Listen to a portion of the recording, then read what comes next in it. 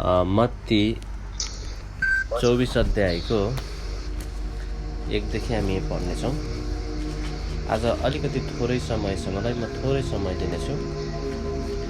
मत्ती 24 अध्यायको 1 देखि पढ्नेछौँ। हामी गएको समयमा अभिषेकको बारेमा, वरदानको बारेमा हेर्दै थियौँ, त्यसलाई कन्टिन्यू राख्नु होला। तर आज म यो मत्ती 24 अध्यायबाट यो अभिषेकको टपिक नभएर यहाँबाट सुरु गर्न चाहे। अब यहाँबाट बोल्दै गर्दा आत्माले जे प्रकाश दिनुहुन्छ त्यही कुराहरू यहाँ राख्न चाहन्छु। मत्ती 24 अध्यायको 1 देखि यसरी लेखेको छ। विशेष गरेर आजको यो वचनबाट हामी विश्वासीहरू होशियारी हुनुपर्ने विषयमा केही कुराहरू सेयर गर्न चाहन्छु। र यो वचनबाट परमेश्वरले हामीमा के अपेक्षा गरिरहनु भएको छ, उहाँले के चाहनुहुन्छ भन्ने विषयमा केही कुराहरू सेयर गर्न चाहन्छु। शीर्षक छ अन्त्यका दिनका चिन्हहरू। त्यसपछि येशू मन्दिरबाट निस्केर जान लाग्नुहुँदा उहाँका चेलाहरू उहाँलाई मन्दिरका भवनहरू देखाउन भनी उहाँको नजिक आए। तर उहाँले तिनीहरूलाई भन्नुभयो, तिमीहरूले यी सब देख्छौ होइन त? साँच्चै म तिमीहरूलाई भन्दछु, एउटा ढुङ्गामाथि अर्को ढुङ्गा रहने छैन, प्रत्येक भत्काएर हालिनेछ। प्रत्येक भत्काएर हालिनेछ। येशू जैतुन डाँडामा बस्नुहुँदा चेलाहरू एकान्तमा उहाँका आएर सोधे, हामीलाई भन्नुहोस् यी कुराहरू कहिले हुनेछन् र तपाईँको आगमन र यस युगको अन्त्यको चिन्ह के हुनेछ? येशूले तिनीहरूलाई जवाफ दिनुभयो, होशियार रहो, कसैले तिमीहरूलाई भरममा नपारोस्, किनभने धेरैजना मेरो नाउँमा म ख्रीष्ट हुँ भन्दै आउनेछन् र धेरैलाई बहकाउनेछन्। कसैले तिमीलाई भरममा चाहिँ नपारोस्। सुन्दै हुनुहुन्छ? आवाज क्लियर छ?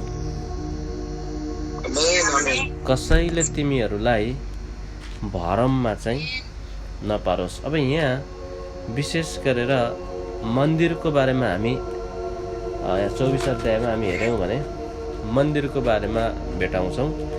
यहाँ चाहिँ येशू ख्रीष्टले मन्दिरबाट निस्किएर जान लाग्नुहुँदा उहाँका चेलाहरूले उहाँलाई मन्दिरका भवनहरू देखाउन भनी उहाँको नजिक आए।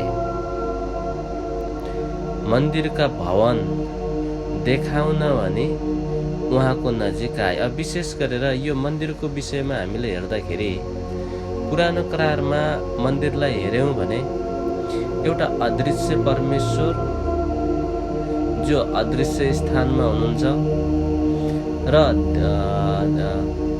मानिस जो संसारमा छ, जो दृश्यमा छ। अब दृश्य र अदृश्यको भेट गराउनको लागि, दृश्य र अदृश्यको सम्बन्ध जोड्नको लागि त्यसको बीचको माध्यम थियो मन्दिर। परमेश्वर र मानिस यी दुई बीचको मिलाप हुनको लागि एउटा माध्यम थियो मन्दिर।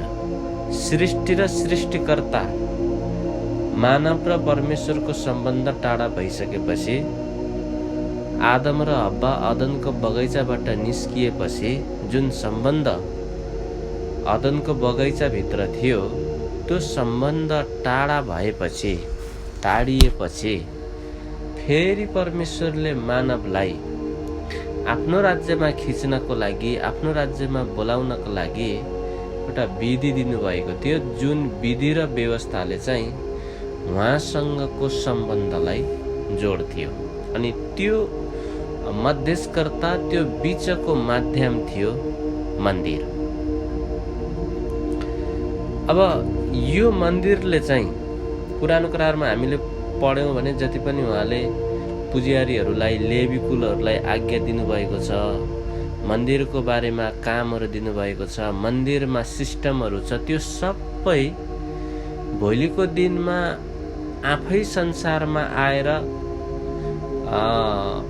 आफैले पूरा गर्ने कार्यहरू पनि एउटा छायाको रूपमा पुरानो करारमा देखिन्छ। जस्तै मन्दिरभित्रको 3 भाग, सुरुको आँगन जहाँ येशूलाई क्रुसमा टाँगियो, त्यसपछि पवित्र स्थान जहाँ सामदान र रोटी टेबल छ जो चाहिँ ज्योति र उहाँको वचन, त्यसपछि महापवित्र स्थान जहाँ चाहिँ थुमाको रगत लगाएर पाप प्रायश्चितको निम्ति रगत चाहिँ अर्पण गरिन्थ्यो। त्यसरी नै अब सबै कुराहरू छायाको रूपमा देखाइएको छ। भोलि हुने कुराहरू छायाको रूपमा पुरानो करारमा देखाइएको छ भने पुरानो करारमा चाहिँ मन्दिर एउटा माध्यम थियो जसले चाहिँ परमेश्वरको सम्बन्धमा पुर्याउँथ्यो। अब नयाँ करारमा आइसकेपछि बाइबलमा हामी पाउँछौँ 1 कोरिन्थी 3 अध्यायको 16 र 17 पदमा अब हामीलाई मन्दिर भन्नुभएको छ। अब नयाँ करारमा परिवर्तन भयो के त भन्दा येशू ख्रीष्टले योहन्ना 4 अध्यायमा सामरीसँगको वार्तापछि हाम्रा पिता पुर्खाहरूले डाँडामा त्यो ठाउँमा यो ठाउँमा आराधना गरे भन्दाखेरि येशूले अब डाँडामा त्यहाँ कहीँ पनि आराधना गर्नु पर्दैन। परमेश्वर आत्मा हुनुहुन्छ र अब परमेश्वरको आराधना आत्मा र सत्यतामा गर्नुपर्छ र यस्तै आत्मा र सत्यतामा गर्नेहरूलाई परमेश्वरले खोज्नु भएको छ। अब नयाँ करारमा आएर हेर्यौँ भने परमेश्वरले स्वयं जसले उहाँलाई विश्वास गर्छ, जसले येशूलाई ग्रहण गर्छ, जसले आफ्नो पापको पश्चाताप गर्छ, त्यसलाई चाहिँ परमेश्वरले आफ्नो मन्दिर गराउनु भएको छ। आफ्नो जिउँदो मन्दिर चाहिँ नयाँ करारमा हामीलाई बनाउनु भएको छ। मन्दिरभित्रको साधनलाई हेर्यौँ भने र हामी भित्रको तत्त्वलाई हेर्यौँ भने केही फरक भेटाउँदैनौँ। बाइबलमा हामी पाउँछौँ माटोको भाँडामा महिमाको धन। यो माटोको भाँडामा महिमाको धन, यो महिमाको धन भनेको नै परमेश्वरको स्वरूप हो र परमेश्वरको प्रतिरूप हो। त्यही भएको भएर अब पवित्र आत्मा बस्ने कहाँ त भन्दा पुरानो करारमा परमेश्वरसँगको सम्बन्धमा लाने मन्दिर थियो भने अब नयाँ करारमा स्वयं परमेश्वर आएर बस्ने जिउँदो मन्दिर चाहिँ तपाईँ हामीलाई परमेश्वरले बनाउनु भएको छ। त्यही भएर हामी परमेश्वरका मन्दिर हौँ। अब हामी परमेश्वरका मन्दिर हौँ भने अझै अर्को पोइन्ट यहाँ के छ भने मैले त्यो पद बिर्सिएँ, यहाँहरूले याद छ भने यहाँ पेस्ट गर्न सक्नुहुनेछ।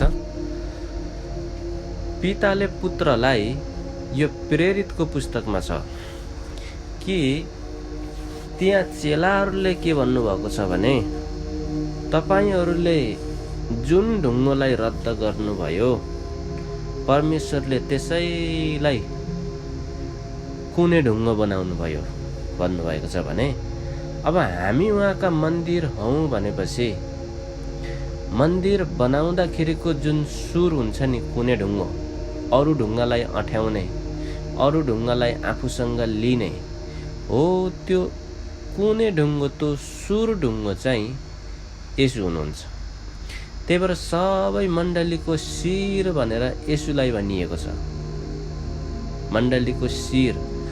अनि देह चाहिँ मण्डली भनेको छ। मण्डलीको शिर चाहिँ येशू हुनुहुन्छ, मण्डलीको देह चाहिँ हामी हौँ। त्यही भएर मण्डलीको उदाहरण एउटा श्रीमान र श्रीमतीको रूपमा पनि जोडिएको छ।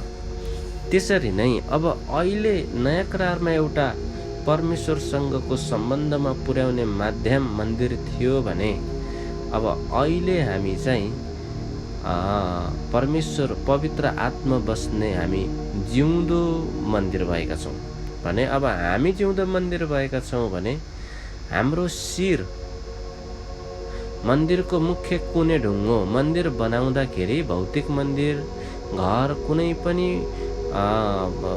भौतिक मन्दिर या घर केही पनि बनाउँदाखेरि त्यसको जुन सुर हुन्छ नि कुनाको, हो त्यो असल भएन, या त्यो बिना कुने ढुङ्गो बिना बनायो भने त्यो भत्किन्छ, त्यो सम्भव छैन, त्यो खडा रहन सक्दैन।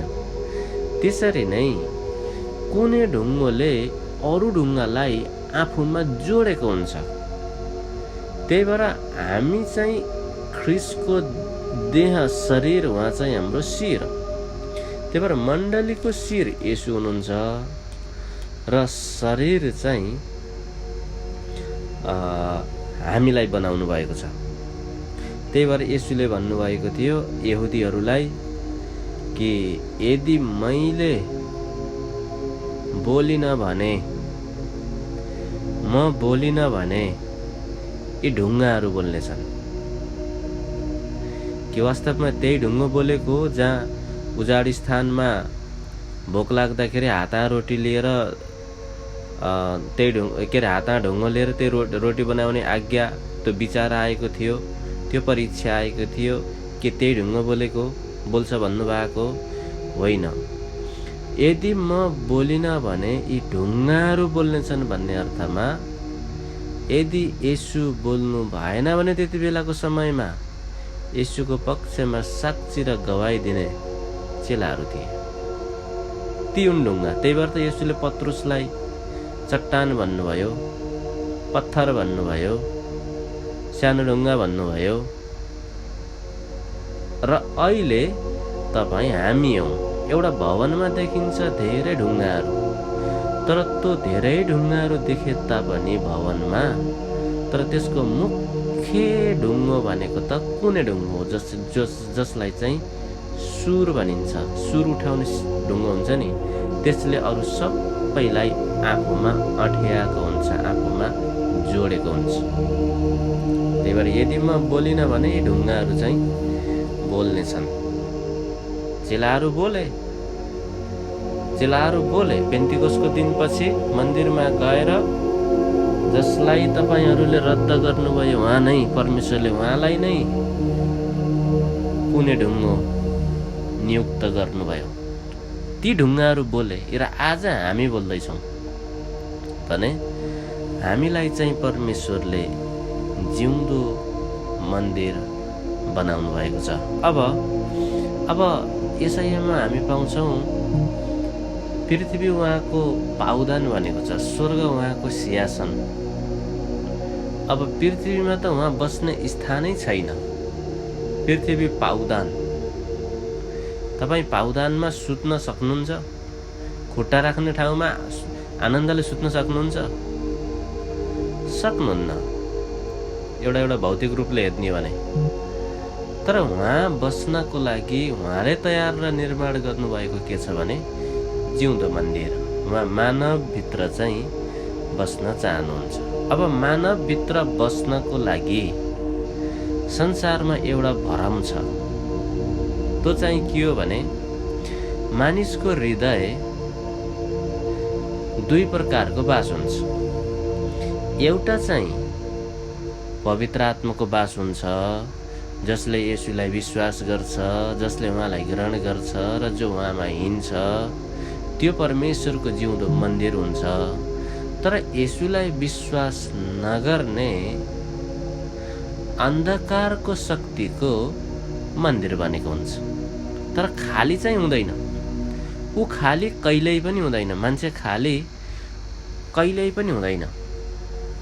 एफिसीको पुस्तकमा पाउँछौँ 2:8 विश्वास गर्नभन्दा पहिला एकपल्ट तिमीहरू अन्धकारको शक्तिको उसको आज्ञामा हिँड्थ्यौ भनेको छ। म पढेर सुनाउँछु ल। एफिसी 2:8 यसरी लेखेको छ। एफिसी 2:8 किनभने अनुग्रहबाट विश्वासद्वारा तिमीहरूले उद्धार पाएका छौ। यो उद्धार पाएका छौ अर्थात् जुन मान्छेभित्र अन्धकारको शासक अन्धकारको शक्ति थियो नि, खास उद्धार चाहिँ त्यहाँबाट पाएको हो। उद्धार भएको नै त्यहाँबाट हो। र यो तिमीहरू आफैबाट होइन, यो उद्धार त परमेश्वरले गर्नुभएको। क्रुसमा मरेर, मानव बनेर आएर, वचन देहधारी भएर, मृत्युलाई जितेर, त्यसपछि उहाँलाई विश्वास गरेपछि पहिलो अनुग्रह दया, त्यस मानिसप्रतिको दयाले उहाँ आउनुभयो। उहाँको दयालाई चिनेर विश्वास गरिसकेपछि उद्धार भयो। तर हाम्रो कर्मले चाहिँ होइन। यो तिमीहरू आफैबाट होइन, यो त परमेश्वरको वरदान हो। यो त परमेश्वरको वरदान। त्यही भएर हामीले गएको समयमा हेरेका थियौँ परमेश्वरको वरदान, परमेश्वरको वरदान। यहाँ पवित्र आत्माको वरदान पनि त छ नि बाइबलमा। पहिलो कोरिन्थी 12 अध्यायमा पुत्रको वरदान पनि छ जो सेवा हो, पवित्र आत्माको वरदान पनि छ जो नौफल हो। तर यहाँ चाहिँ के भन्छ भने परमेश्वरको वरदान हो। आज जतिजना तपाईँ हामीले येशूलाई विश्वास गऱ्यौँ, मुक्तिदाता उद्धारकर्ता भनेर उहाँलाई ग्रहण गऱ्यौँ र हाम्रा पापले हामीलाई उथल पुथल बनाएर उद्धार र मुक्तिको निम्ति उद्धारकर्ता येशू ख्रीष्टलाई विश्वास गऱ्यौँ, यो वास्तवमा हाम्रो कर्मले हामीले गरेका चाहिँ होइनौँ। परमेश्वरको वरदान, पहिलो पोइन्ट परमेश्वरको वरदान। उहाँले खिचेको कारणले हामीले येशूलाई उद्धारकर्ता र मुक्तिदाता भनेर स्वीकार गर्न सक्यौँ। यदि परमेश्वरको आत्माले हामीलाई खिच्नुहुन्थेन भने हामी येशूलाई उद्धारकर्ता मुक्तिदाता भनेर स्वीकार गर्न सक्थेनौँ। त्यसको सट्टामा हामीले हाम्रा मुखले उहाँलाई सराप्थ्यौँ। त्यही भएर पहिलो कोरिन्थी 12 अध्यायमा हामी पाउँछौँ परमेश्वरका आत्मा पाएका व्यक्तिहरूले येशूलाई येशूलाई श्रापित हो भन्दैन भन्ने शब्दहरू हामी पाउँछौँ। यहाँ परमेश्वरको वरदान हो, हामी आफै होइन, हामीले आफैले होइन, परमेश्वरको वरदान। त्यही भएर यूहन्ना 6 अध्यायको 64 र 65 पदतिर हेऱ्यौँ भने कि पिताले नखिच्नु भएसम्म कोही म कहाँ आउन सक्दैन। पिताले पहिला खिच्नुहुन्छ व्यक्तिलाई। हामी जतिजना छौँ हामी पिताको वरदानद्वारा खिचिएर येशूलाई विश्वास गरेका हौँ। अनि पिताको वरदानले व्यक्तिलाई खिच्नुहुन्छ प्रेरणाद्वारा, अनि त्यो व्यक्तिले येशूलाई विश्वास गर्छ। तर यो प्रेरणा त फेरि सबैलाई दिनुहुन्छ परमेश्वरले। पहिलो कोरिन्थी 12 6 पदतिर पाउँछौँ, सबै मान्छेलाई बुझ्नु, ग्रहण गर्नु र नगर्नु उसको हातमा हुन्छ फेरि। र उहाँको वरदानले, पिताको वरदानले, परमेश्वरको वरदानले उहाँले मानिसलाई खिचेर पुत्र कहाँ लानुहुन्छ, खिच्नुहुन्छ। खिचेपछि त्यो व्यक्तिले पुत्रलाई ग्रहण गर्छ। त्यही भएको भएर यूहन्ना 17 अध्यायमा येशूले उहाँलाई थाहा भयो अब मेरो क्रुसमा चढ्ने दिन आयो भन्ने कुरा थाहा पाएपछि उहाँले अन्तिम प्रार्थना गर्नुभएको छ कि जतिलाई तपाईँले म कहाँ ल्याउनु भयो अथवा दिनुभयो यिनीहरूलाई मैले सुरक्षित राखेको छु। र उहाँले उनीहरूको लागि प्रार्थना गर्नुभयो र उनीहरूद्वारा सुसमाचार सुनेर विश्वास गर्नेहरूको निम्ति पनि हे पिता म प्रार्थना गर्छु, हाम्रो निम्ति पनि उहाँले प्रार्थना गर्नुभयो। त्यही भएर यहाँ चाहिँ परमेश्वरको वरदान हो, परमेश्वर वरदान हो, कर्महरूद्वारा होइन, नत्र त मानिसले घमण्ड गर्नेछ। किनकि हामी असल कामहरूका निम्ति ख्रीष्ट येशूमा सिर्जना गरिएका उहाँका हातका सिप हौँ। यहाँबाट हामीले के पाउँछौँ भने किनभने अनुग्रहबाट विश्वासद्वारा तिमीहरूले उद्धार पाएका छौ र यो आफैबाट होइन तर परमेश्वरको वरदान हो। मैले भन्न खोजेको यहाँ अझै एउटा पोइन्ट थियो, उहाँसँग तिमीहरूलाई उठाउनु है। स्थानीय ख्रीष्ट चाहिँ येशूमा हामीप्रति उहाँको दयामा आफ्नो अनुग्रहको असीम सम्पत्ति आउँदा युगहरूमा देखाउनलाई हो, किनभने अनुग्रहद्वारा विश्वासद्वारा हामीले उद्धार पाएका छौँ। अब यहाँ तिमीहरू आफैबाट होइन, यो परमेश्वरको वरदान हो, कर्मद्वारा होइन, नत्र त मानिसले घमण्ड गर्नेछ। कर्मद्वारा होइन। वचनमा हामीले पाउँछौँ कि तिमीहरू 2 पदमा रहेछ, यिनैमा यस संसारको रीति अनुसार आकाशको शक्तिको मालिक अनुसार, हेर्नुहोस् है, आकाशको शक्तिको मालिक अनुसार अनाज्ञाकारिताका सन्तानमा अहिले काम गर्ने आत्मा अनुसार। हेर्नु, यहाँ त पहिला त यिनै यस संसारको रीति अनुसार, संसारको रीति, संसारमा भएका जति पनि रीतिहरू छन् नि, यो रीति कहाँबाट आए? यो संसारको ईश्वरको 2 कोरिन्थी 4 अध्यायको 4 पद, उसले के गरिरहेको छ मानिसलाई? मानिस कसरी प्रभावित भएका छन् ईश्वरको यो संसारको ईश्वरद्वारा? मानिस कसरी अन्धो भएका छन् यो संसारको ईश्वरको रीतिथितिद्वारा? 2 कोरिन्थी 4 अध्यायको 4 पदमा पाउँछौँ कि यो संसारको ईश्वरले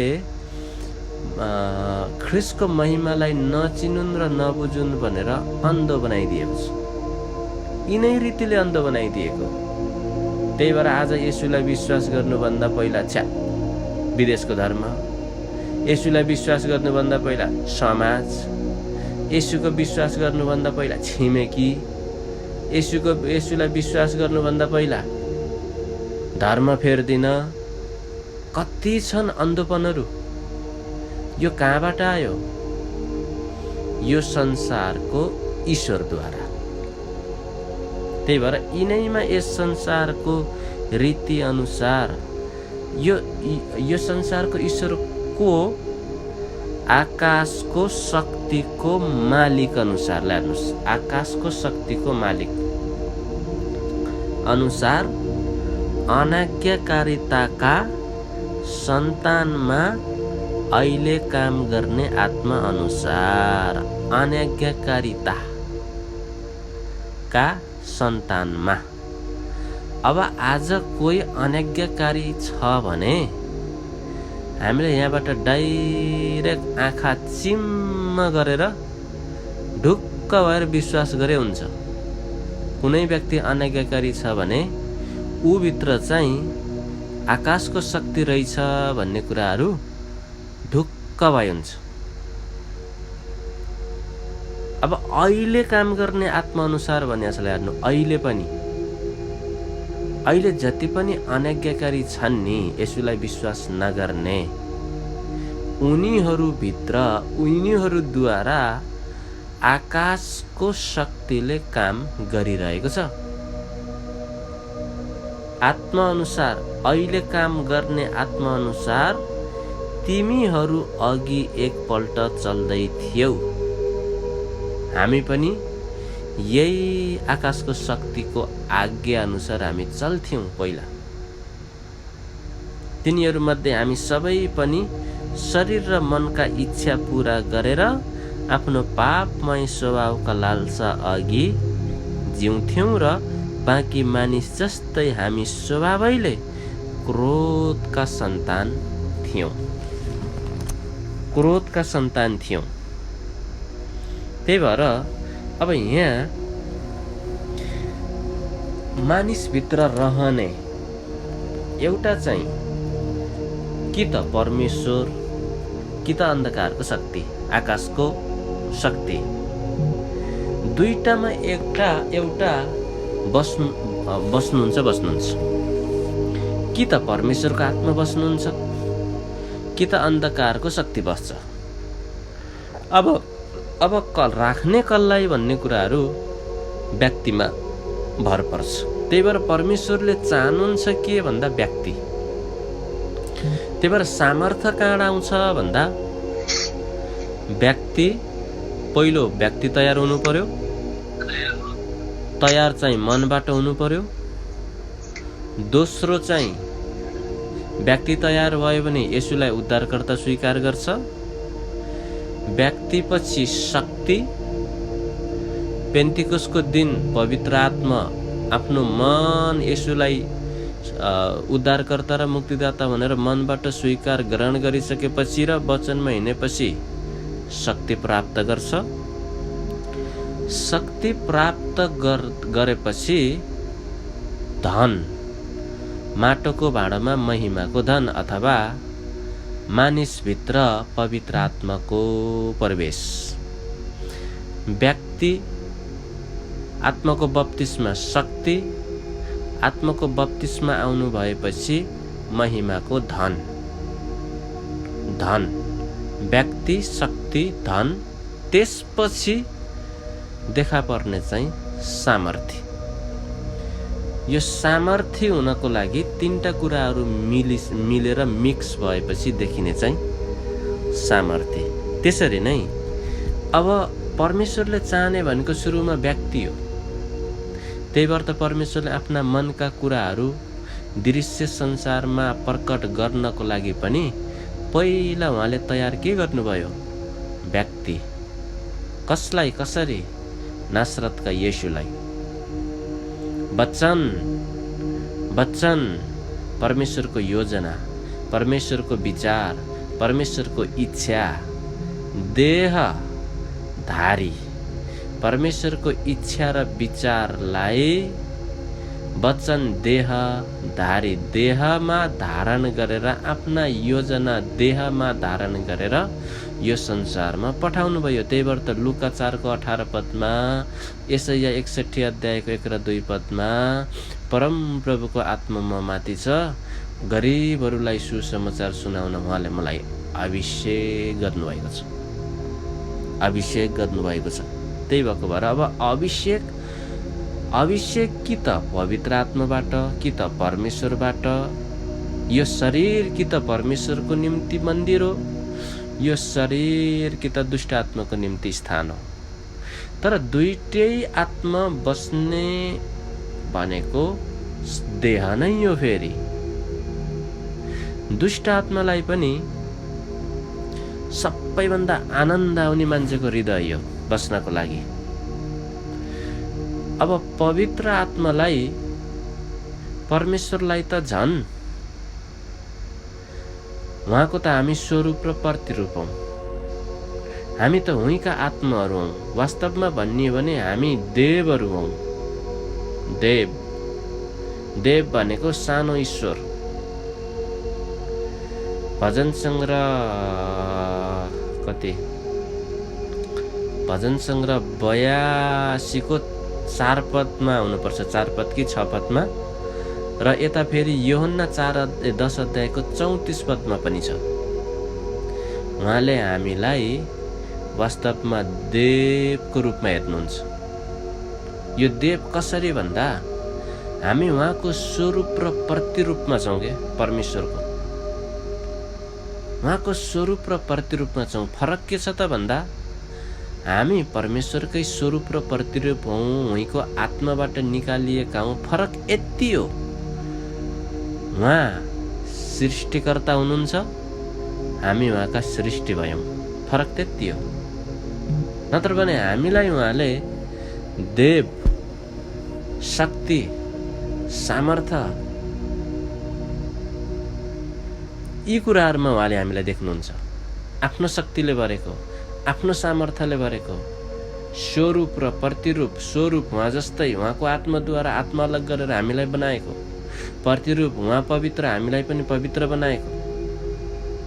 तर समस्या के भयो भने त्यही भएको भएर अन्धकारको शक्ति लुसिफरले परमेश्वरको सिंहासनमा मेरो सिंहासन बनाउने छु भन्ने जुन दाबी गरेको थियो नि, अदनको बगैँचामा आदम र हव्वा भित्र पाप प्रवेश गर्नु नै अन्धकारको शक्तिले परमेश्वरको सिंहासनमा हमला गर्नु। र यो हमला 4 वर्षसम्म भइरह्यो। जबसम्म येशू आउनु भएन। त्यही भएर त कलसी 2 अध्यायमा त्यसका सबै तम्सु किल्ला यी सबै कुराहरू उहाँले क्रुसमा खुल्लम खुल्ला तमसा देखाएर रद्द गरिदिनु भयो भनेको छ। त्यही भएको भएर मान्छेको आत्मा भनेको नि परमेश्वरको आत्मा हो। मान्छेको हृदय नै परमेश्वरको आत्मा हो। अब यसमा परमेश्वरलाई राख्ने या अन्धकारको शक्तिलाई भित्रिन दिने यो तपाईँ हाम्रो हातमा छ।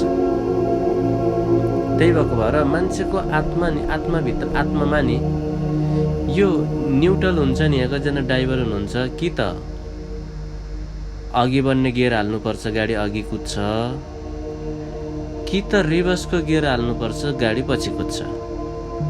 तर तपाईँ न्युट्रलमा राखेर 100 को स्पिड खोज्नु भयो भने जिन्दगीमा भाग्दैन। तपाईँ कुद्न पनि चाहनुहुन्छ, गियर पनि न्युट्रलमा राख्नुहुन्छ, कहाँ हिँड्छ त गाडी? मान्छेको मन पनि मान्छेको आत्मामा पनि कुनै पनि न्युट्रल भएर बस्न चाहिँ सक्दैन। कि त असल आत्मा, कि त परमेश्वरको आत्मा हुनुहुन्छ, कि त दुष्ट आत्मा छ। संसारमा यही त छ। विश्वासी छन् एकतिर, अविश्वासी छन् एकतिर।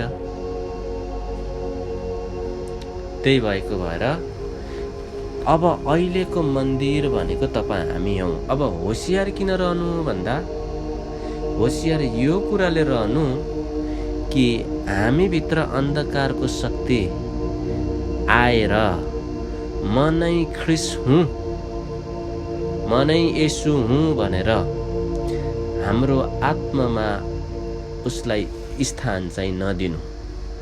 हाम्रो आत्मामा आएर बास गर्न खोज्ने छ। भरममा पार्नु भनेको नै त्यही हो। भरममा पार्नु भनेको झुटो शान्ति देखाएर खाल्टोमा लगेर हाल्नु हो। भरम भनेको त्यो हो। अनि यहाँ पनि येशूले के सिकाउनु भयो भने होसियारी रहो, कसैले तिमीहरूलाई भरममा नपारोस्। दोस्रो थेसलोनिकी 2 अध्यायको 2 र 3 पदमा हामी हेऱ्यौँ भने त्यहाँ हामी पाउँछौँ, पहिले विद्रोह नभएसम्म पापको मानिस सर्वनाशको छोरो प्रकट नभएसम्म त्यो दिन आउने छैन भन्नुभएको छ। विद्रोह, अब भरम। अब हेर्नुहोस् है मान्छे कसरी भरम पर्छ। भरम पार्ने तरिकाहरू यसैया 14 अध्यायको 12 पदमा पनि पाउँछौँ। जो चाहिँ स्वर्गबाट फालियो घमण्डको कारणले। त्यसपछि इजकेल 28 अध्यायमा पनि पाउँछौँ, त्यो पनि स्वर्गबाट फालियो घमण्डकै कारणले। वास्तवमै यसैया 14 अध्यायको 12 र इजकेल 28 एउटै हो। अनि यही फालिएको आत्मा प्रकाश 6 अध्यायमा चाहिँ भरममा पार्न खोज्दैछ मानिसलाई झुटो शान्ति देखाएर।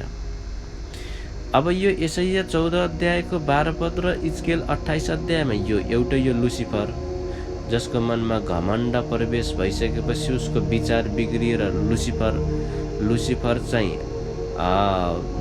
दूषित आत्मामा परिवर्तन भयो, शैतानमा परिवर्तन भयो। त्यसपछि प्रकाश 6 अध्यायमा यही लुसिफर शैतानमा परिवर्तन भएको लुसिफरले चाहिँ झुटो शान्तिद्वारा धनुष बाणमा तीर राखेर हान्दैछ। प्रकाश 6 अध्यायको 1 पदमा धनुष लिएर विजय भएर विजय गर्न निस्क्यो। त्यसपछि एफिसी 6 अध्यायको 16 पदतिर पनि हेऱ्यौँ भने अग्निमय तीर, यो सबै विश्वासमाथि प्रहार हो। यो सबै यदि हेर्न मिल्ने हो भने, अदृश्य रूपमा हेर्ने मिल्ने हो भने तपाईँ हामीसँग यति तीरहरू छन् कि हाम्रो शरीरहरूमा। यदि हेर्न मिल्थ्यो भने त्यो परमेश्वरलाई मात्रै थाहा छ। मौका पाएको कारणले गर्दा, धोका खोलेको कारणले गर्दाखेरि हर समय गर्जने सिंह झैँ ढोकिबस्दै खोज्दै कहाँ भेटु र खाइहालो निलौँ अग्निमय तीरको प्रहार। अब यो अग्निमय तीरको प्रहार कसरी हुन्छ त भन्दा व्यक्ति, वस्तु अनि परिस्थितिबाट हुन्छ। तपाईँ कतै जानुभयो, तपाईँको मन कुनैमा लोभियो भने र लोभिएपछि तपाईले त्यसलाई स्थान दिनु नै, पहिला त तपाईँ कतै जानुभयो, तपाईको त्यो परिस्थिति भइदियो, त्यसपछि तपाईले कुनै लोभ्याउने कुरा देख्नुभयो, त्यो व्यक्ति भइदियो, त्यसपछि तपाईले त्यसलाई स्वीकार गर्नुभयो, त्यो स्थिति भइदियो। तीनटा कुरा मिलेर तपाईँ हामीमाथि आउने गर्छ अग्निमय तीर। अग्निमय तीर। त्यही भएर आकाशको शक्ति अनुसार, अहिले चल्ने आत्मा अनुसार चलाइएका थियौ भन्छ। त्यही भएको कारणले गर्दाखेरि यो धनुषद्वारा चाहिँ अहिले मात्रै होइन, बाणमा तीर राखेर हानेको अहिले मात्रै होइन, यो त उत्पत्तिको पुस्तकदेखि नै यो भरममा पारेको। आदम र हव्वालाई धनुष बाण, लुसिफरको आत्मा, त्यो बाणमा उन्ने तीर सर्प बन्दियो, चोट आदम र हव्वा। अब यहाँ यो भरममा पार्ने अदनको बगैँचामा पनि भरममा पारेर फेरि येशूको समयमा पनि येशूलाई पनि भरममा पार्न आयो। येशूलाई पनि कसरी भरममा पार्यो? पहिलो कुरो त रोटी, जुन चाहिँ शरीरको विषयमा, त्यसपछि हाम फाल्नु, जहाँ चाहिँ आत्माको विषयमा मन्दिरमा लगेर हाम फाल्न, त्यसपछि सबै वैभवमा तपाईँलाई दिनेछु दण्डवट गर्नुभयो भने, यो चाहिँ प्राणमा। त्यही भएर एकचोटि जब अन्धकारको शक्तिले तीर हान्छ र एकचोटि आत्मिक मान्छेको जीवनमा तीर लाउँछ भने त्यसले तीनटा कुराहरूलाई असर गर्छ। शरीरलाई पनि असर गर्छ, आत्मालाई पनि असर गर्छ, प्राणलाई पनि असर गर्छ। फल खाएका थिए एउटा, असर गर्यो तीनटा।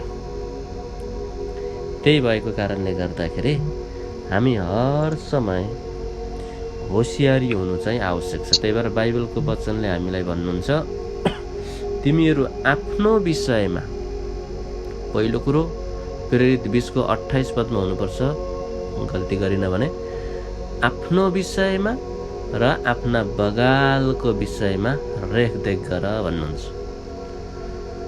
त्यही भएको भएर भरममा नपर्नको लागि प्रभु येशू ख्रीष्टले होसियार रहो भनेर भन्नुभयो।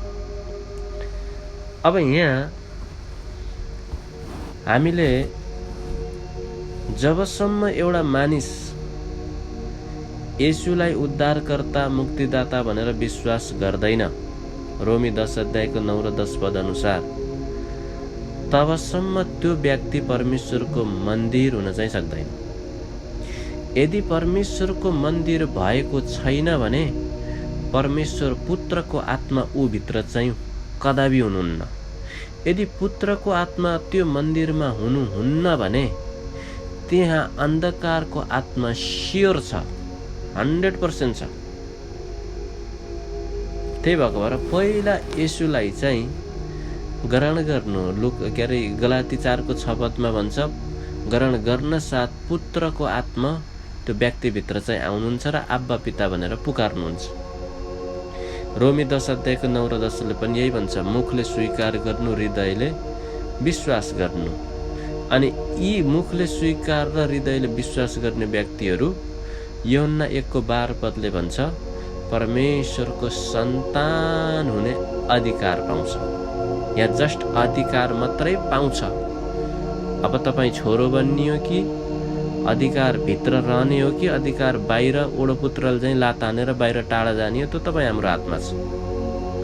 त्यही भएर सन्तान हुने अधिकार पाउनु एउटा पोइन्ट हो, तर रोमी 8को 14 पद अनुसार आत्मा अनुसार चल्ने नै परमेश्वरका छोराछोरी हुन् भन्नु चाहिँ दोस्रो पोइन्ट। अधिकार पाएर मात्रै हुँदैन, अधिकार त पायो। तपाईँलाई कसैले नयाँ गाडी किनेर दियो, ल तपाईँले चलाउनुहोस्, यो आजबाट तपाईँकै हो भनेर तपाईँको गाडीको चाबी तपाईँको हातमा थमाइदिएपछि त्यो तपाईँले चलाउनु र नचलाउनु तपाईँको अधिकारको क्षेत्र हो। तपाईँले एउटा भिडमा लगेर फाल्नु होला अरे, या चलाउँदै नचलाउनु होला अरे, त्यो तपाईको अधिकारको क्षेत्रको कुरा हो। यहाँ त अधिकार हुने, सन्तान हुने अधिकार पाउँछ। अब अघि बढ्ने कि नबढ्ने त्यो व्यक्तिको हातमा छ। यदि अघि बढ्यो भने, आत्मानुसार चलाइयो भने त्यो छोरो बन्छ, परमेश्वरका छोराछोरी बन्छन्। यदि चलाइएन, अधिकार चिनेर पनि एउटा पुत्र चाहिँ हिँड्यो भने त्यो उसैको हातमा रहन्छ। त्यही भएको भएर सन्तान हुने अधिकार जसै पाउँछ नि, अधिकार पाउन साथ पुत्रको आत्मा आउनुहुन्छ र अब्बा पिता भनेर पुकार्नुहुन्छ। त्यही भएको कारणले गर्दाखेरि धर्मी बन्नको लागि चाहिँ परमेश्वरमा, प्रभु येशू ख्रीष्टमा विश्वास गर्नु। अब मान्छेको धर्म आफ्नो कर्ममा होइन। अघि हामीले एफिसी 2 अध्यायमा पढ्यौँ, आफ्नो कर्ममा होइन। अब संसारमा हामीले हेऱ्यौँ भने धर्म, कर्म, धार्मिकता भन्ने कुराहरू छन्। अब यो धर्म भनेको मान्छेको विचारले बनाएको बाटो हो। इक्जाम्पलको लागि जब आदम र हब्बा नाङ्गो भएको थाहा पाए, उनीहरूले पातले चाहिँ आफ्नो नाङ्ग्रतालाई ढाक्ने प्रयास गरे, तर सम्भव थियो र थिएन नि। एकछिन त ढाक्लान्, त्यो सुकेपछि त फेरि घाम लागेपछि त फेरि त्यो पात त खुम्चिँदै गोलो पर्दै जान्छ। त्यो त सम्भवै छैन। अब पातको वस्त्र बनाएर लायो, घामले त सुक्ने भयो। बुट्टाबाट पात टिपेपछि त पात त मर्यो नि त। केही समय रहला, एक दिन रहला, अर्को दिन त सुक्छ। सुकेपछि अब कसरी सम्भव छ तपाईले सुकेको पात लाएर अनि आफ्नो नाङ्गो शरीरलाई ढाक्न सक्नुहुन्छ? अब मानिलिनु त सुकियो पातको वस्त्र लाएर सुत्तिएला, यता फर्किँदा र उता फर्किँदा त फुत्किन्छ। सुकेको त अब त्यसै पनि जान्छ अठिएर। त्यहाँ सम्भव छँदै छैन। भो मान्छेको आफ्नो बुद्धिले म स्वर्ग जान्छु भनेर जति पनि अहिले विधि र कार्यहरू बनाएका छन् नि, रुखको फेदा गरेर पूजा गर्नु, विभिन्न कुराहरू आकाशको शक्तिले चलाएर भरममा पार्नु हो, यो धर्म भनेको मान्छेले आफ्नो बुद्धिले निर्माण गरेका बाटा हुन्, जसलाई चाहिँ आदमको नाङ्गो शरीरलाई पातले ढाक्नु असम्भव थियो नि। हो, मान्छेको बुद्धिले, मान्छेको इच्छाले बनाइएको बाटोद्वारा परमेश्वर कहाँ पुग्नु पनि यसरी नै असम्भव छ। यसलाई भन्छ धर्म। मान्छेको आफ्नो कोसिसले बनाएको बाटोलाई धर्म भन्छ। तर उनीहरूको लक्ष्य फेरि एउटै हुन्छ, परमेश्वरकै जाने हो लक्ष्य, तर सम्भव चाहिँ छैन।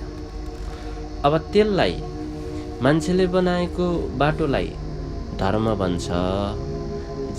टार्गेट चाहिँ परमेश्वर कहाँ पुग्ने हुन्छ, तर त्यहाँ चाहिँ सम्भव भएन। तर धर्मी चाहिँ अब परमेश्वर कहाँ पुग्ने बाटो जुन परमेश्वरद्वारा नै बनाइएको माध्यम छ नि, हो त्यो माध्यमलाई चिनेको व्यक्तिलाई फेरि धर्मी भन्छ।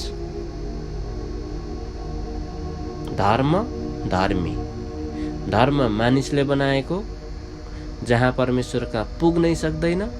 धर्मी चाहिँ परमेश्वरले बनाइदिएको बाटोलाई चिन्नु। त्यही भएर येशूले के भन्नुभयो? सत्य के हो? सत्य तपाईको वचन। तपाईको वचन, तपाईले पठाउनु भएको येशू ख्रीष्टलाई चिनुन् र विश्वास गरून्। धर्मी परमेश्वरले बाटो, परमेश्वरले तयार गरेको बाटो को? येशू। येशूमा के थियो? परमेश्वरको विचार थियो, परमेश्वरको योजना थियो, परमेश्वरको इच्छा थियो, परमेश्वरको मानिसप्रतिको योजना थियो। अनि उहाँलाई विश्वास गर्ने, उहाँले तयार गरेको बाटोमा हिँड्नु नै धर्मी व्यक्ति हो। त्यही भएर येशूले मेरो पछि लाग, अब तिमीलाई माछाको होइन मान्छेको जालहारी बनाउनेछु। त्यही भएर यूहन्ना 3:16 पदमा परमेश्वरले संसारलाई यस्तो प्रेम गर्नुभयो, आफ्नो एकलौटे पुत्र दिनुभयो। अब येशूले परमेश्वरले तयार गर्नुभएको बाटोमा हिँड्नु, मुक्तिदातालाई चिन्नु र उहाँलाई ग्रहण गर्नु र उहाँलाई विश्वास गर्नु नै धर्मी व्यक्ति हो। धर्मी। अब यहाँ धर्मी, अब रह्यो धार्मिकता। अब यो धार्मिकता चाहिँ दुई प्रकारको। अब कसरी दुई प्रकारको भने, एउटा अब रोमी 10:9 र 10 पद अनुसार मुखले स्वीकार र हृदयले विश्वास गर्यो, विश्वासद्वारा ऊ धर्मी भयो। अब धार्मिकतामा हिँड्न थाल्यो, धार्मिकताको सुरुवात हुन थाल्यो। परमेश्वरको राज्य खानु पिउनु होइन, पवित्र आत्मामा र धार्मिकतामा शान्ति र आनन्द। रोमी 14:17 पदमा होला। विश्वासद्वारा धार्मिकता भयो। अब अर्को धार्मिकता चाहिँ सन्तान मात्रै हुने एउटा धार्मिकता भयो। अब अर्को धार्मिकता चाहिँ जिम्मेवारी लिएर पुरा गर्ने। जस्तै उदाहरणको लागि पवित्र आत्मा पाउनु भनेको तपाईँ हाम्रो आचरणलाई बदल्नु हो, त्यो एउटा धार्मिकता भयो। अब पुत्रको सेवाको अभिषेक पाउनु भनेको परमेश्वरको काम संसारमा गर्नु, अरूको निम्ति गर्नु, त्यो पुरा गर्ने धार्मिकता भयो। जस्तै विश्वासद्वारा जन्मेपछि परमेश्वरले खिचेर विश्वास गर्नु, त्यो एउटा धार्मिकता भयो। जन्मिनुभन्दा पहिला नै आमाको गर्भबाट नै उहाँले तयार पारेर जन्माउनु अर्को धार्मिकता भयो। त्यो गर्भबाट नै तयार पारेर जन्माउँदाखेरि विशेष परमेश्वरको योजनाबाट जन्मिएका हुन्छन्, जो पहिला नै। त्यही भएर यिर्मियालाई भन्नुभयो नि, तँलाई मैले तेरी आमाको गर्भमा नै चुनेको थिएँ अगमवक्ता हुनको लागि। यूहन्नालाई पनि, बप्तिस्मा दिने यूहन्नालाई पनि पुरा गर्ने एउटा सहभागितामा दिएको धार्मिकता, अर्को चाहिँ पुरा गर्ने धार्मिकता। त्यसै कारणले गर्दाखेरि अब हामीले अब कसरी यो धार्मिकतालाई पुरा गर्न सकिन्छ र कसरी हामी भरममा पर्नबाट बच्न सकिन्छ भन्दा पहिलो पोइन्ट हो परमेश्वरको वचन। वचनलाई चिन्नु, वचनलाई अध्ययन गर्नु, वचनलाई मनन गर्नु। अहिले सबैभन्दा ठुलो कमजोरी र हामी सबैले मान्नुपर्ने कमजोरी चाहिँ के हो भने, परमेश्वरको वचन व्यक्तिगत अध्ययन चाहिँ छैन। तर यता सुन्न र उता सुन्न चाहिँ बहुत मनपर्छ। तर एउटा कुरा यो पनि ध्यान राख्नु होला, सुन्नुपर्ने कुराहरू सुन्नुपर्छ, तर धेरै सुनाइले तपाईँको आत्मिक जीवन बलियो चाहिँ हुँदैन नि। किन? धेरै सुनाइले चाहिँ जानकारी ल्याउँछ। जानकारी भनेको धुवा जस्तै हुन्। यहाँ कहिले कहिले गाडीमा ओइल फिल्टर ओभर हुन्छ, चेन्ज गर्न नगरेर अलिकति बढी रेस दिनियो नि कालो धुवा निस्किन्छ। हो त्यस्तै हो, कालो धुवा जस्तै हो। सुनिन्छ, दिमागमा अलिकति नलेज हुन्छ, त्यसपछि उडेर जान्छ।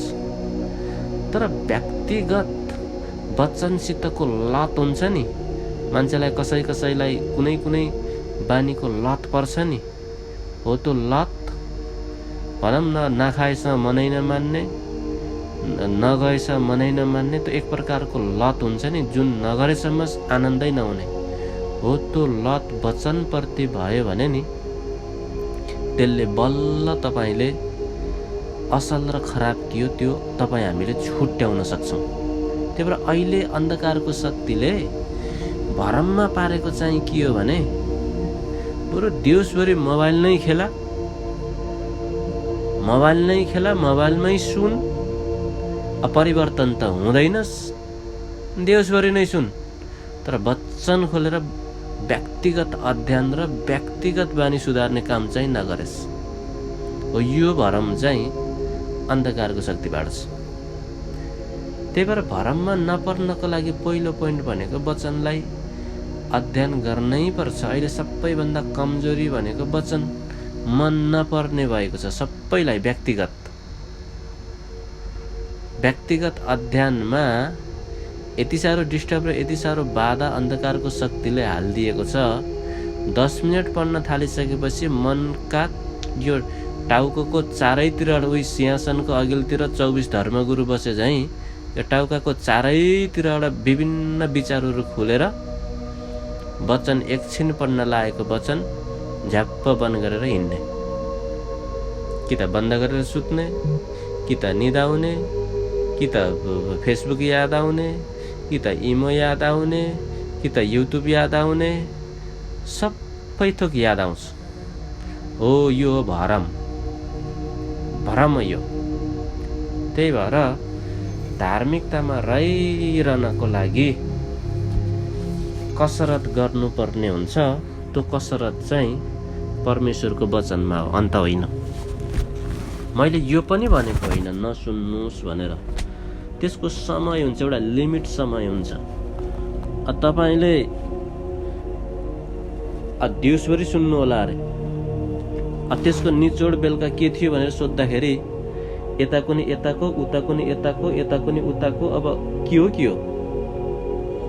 त्यही भएको भएर नसुन्नु होइन, हामीलाई डोर्याउने व्यक्ति चाहिन्छ, हामीलाई हुर्काउने व्यक्ति चाहिन्छ, हामीलाई डोर्याउने दाजुभाइ चाहिन्छ, सिकाउने दाजुभाइ पनि चाहिन्छ भौतिक रूपमा।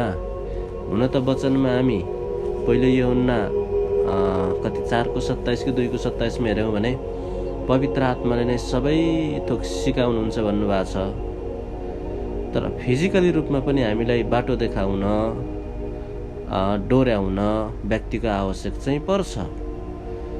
तर त्यसलाई पनि एउटा सीमित रूपमा राखेर व्यक्तिगत अध्ययन भयो भने, व्यक्तिगत अध्ययनबाट चाहिँ 10 मिनट अध्ययन भए पनि, आधा घन्टा अध्ययन भए पनि त्यसले हामी व्यक्तिगत सुधार्ने काम गर्छ। व्यक्तिगत सुधार्ने काम गर्छ। तपाईँले ऐना आफ्नो अनुहारमा हेर्दाखेरि अर्का अनुहार त मिलाउनुहुन्न नि, आफ्नै अनुहारमा भएका कमजोरी मिलाउनुहुन्छ नि। हो त्यस्तै हो। त्यही भएर याकुबको पुस्तकले वचनलाई ऐना भन्नुको कारण त्यो हो, आफूलाई सुधार गर्नुको बारेमा भनेको। त्यही भएर पहिलो पोइन्ट चाहिँ भरममा नपर्नको लागि वचनलाई खोज्नु, वचनतिर मन लगाउनु, र दोस्रो चाहिँ वचनलाई मान्नु, वचनमा विश्वास गर्नु, यो सत्य हो भनेर। परमेश्वरले पनि आफ्नै वचनमा उहाँले जुन दिमागमा योजना बनाउनु भयो नि, त्यो पहिला त उहाँले योजना बनाउनु भयो, त्यसपछि उहाँले आफूले बनाउनु भएको योजनामा कन्फर्म हुनुभयो, त्यसपछि उहाँले विश्वास गर्नुभयो, त्यसपछि उहाँले मुख खोलेर बोल्नुभयो।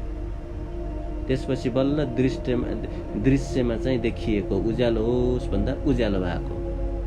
शङ्का गरेर बोलेर थोरै हुन्छ र? शङ्का गरेर बोलेकै हुनुहुन्न। त्यही भएर हामीलाई पनि शङ्का नगर भन्नुको कारण त्यो हो। विश्वास राखेको दानाले विश्वासले पहाडलाई खस भने पनि खस्नेछ भन्नुको कारण त्यो हो। उहाँ आफै पनि आफ्नो वचनमा पुरा विश्वास गर्नुभयो र त्यही अनुसार उहाँ बोल्नुभयो र काम भए। त्यही भएको कारणले विश्वास चाहिँ परमेश्वरको वचनमा विश्वास चाहिँ गर्नु, उहाँको वचनमा पहिला त खोज्नु, अध्ययन गर्नु, त्यसपछि उहाँको वचनमा विश्वास गरेर हिँड्नु, त्यसपछि परमेश्वरको आज्ञालाई खोज्नु। यो वचन पढ्दाखेरिको है, यो बाइबल पढ्दाखेरि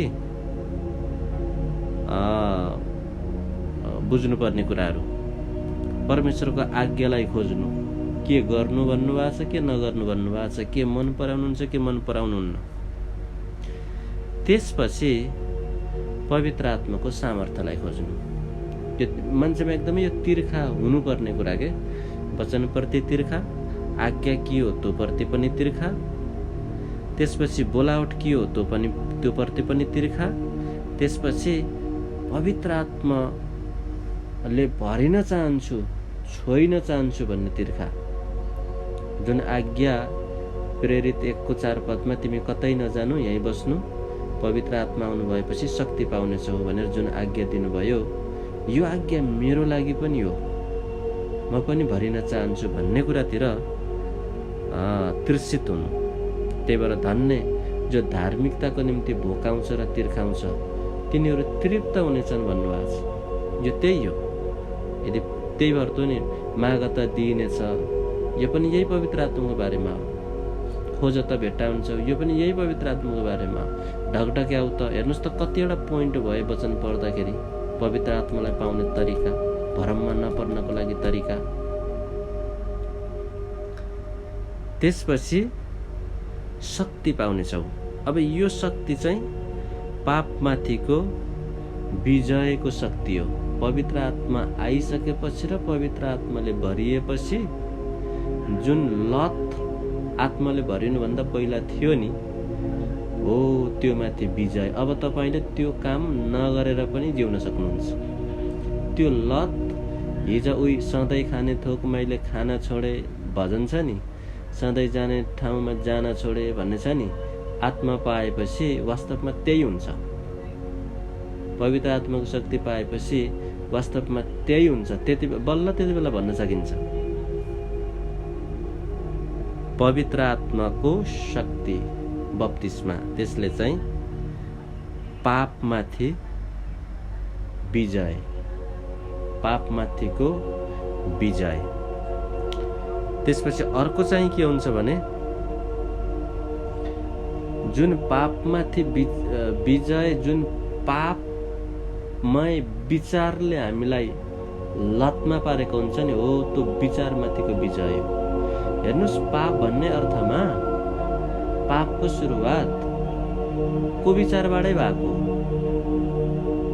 सुरुमा स्वर्गमा लुसिफरले अरू केही सोचेको होइन, घमण्ड सोच्यो, परमेश्वरभन्दा उच्च गराउनेछु, त्यहाँबाट नै सुरु भएको। त्यही भएर पतन हुनुभन्दा पहिला घमण्ड भन्नुको कारण त्यो हो। यदि कुनै मान्छेमा लुसिफर गएर नबसे तापनि घमण्ड बस्दिया छ भने त्यो नै सबैभन्दा ठुलो लुसिफर हो। किन लुसिफरको मनमा पनि घमण्ड नै प्रवेश गरेर लुसिफर के अरे पतित दूत भएको। वास्तवमा ऊ त स्वर्गदूत हो नि त, तर पतित भइदियो घमण्डको कारण। त्यही भएर पतन हुनुभन्दा पहिला घमण्ड आउँछ भन्नुको कारण लुसिफरको आचरणबाट हो। आत्मिक राज्यबाट पतन भइदियो, किन भन्दा उसको मनमा घमण्ड आयो। त्यही भएर पतनभन्दा पहिला घमण्ड। अनि पवित्र आत्माले यी कुराहरूमाथि विजय दिनुहुन्छ। दोस्रो कोरिन्थी 10:3-5 पदसम्म हाम्रो लडाइँ भनेको शारीरिक हतियार काट्ने मार्ने त्यो होइन। हाम्रो लडाइँ चाहिँ अदृश्य लडाइँ, मनको विचारको होइन, विभिन्न बसहरूलाई वंशमा राख्ने कुराहरू, यो माथि हामीले विजय पाउँछौँ पवित्र आत्मा आएपछि। त्यसपछि बल्ल योबाट विजय भएपछि नै, लतबाट विजय भएपछि नै अब नयाँ के देखिन्छ त भन्दा फल देखिन्छ। अब नेगेटिभ छैन भने त पोजिटिभ त देखिहाल्छ।